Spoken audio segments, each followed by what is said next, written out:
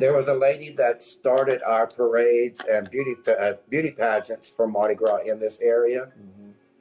Her and two costume designers were talking, and neither one of them had the space to store their costumes. They have climate storage in some sections.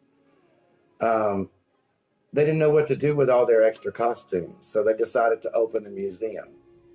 And they started in 1997, and in 1998 they opened. And they started with one classroom. And in 20 years, we filled up that whole side of this second floor. We do have word out there that if someone does have a warehouse or a large display room, to consider us.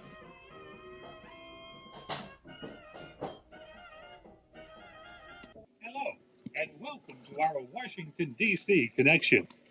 In 1944, with 100 years of Mardi Gras history and their Louisiana heritage, displaced Louisianians living in our nation's capital brought the first Mardi Gras celebration to their new home, where there is a thriving Louisiana society of 400 members.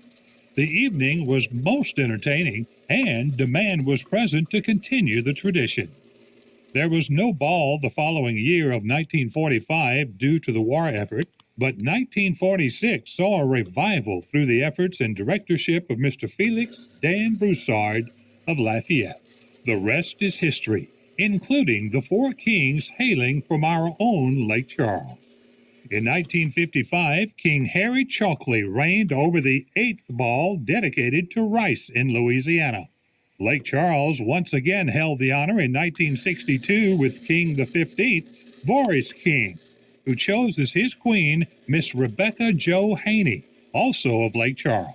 Their finery can be viewed in its original magnificent state, representing lovely Louisiana, as shown with his true lovely queen. Under the continued guidance of Mr. Broussard and assistants including Lake Charles businessman Ed Prendergast, who served many years as a lieutenant assisting in all aspects of the ball, the traditions of Mardi Gras in Washington grew in fine staging, costuming, and the eagerness of all politicians and area residents to attend. Each year, a king and queen is chosen from the state of Louisiana along with a young queen.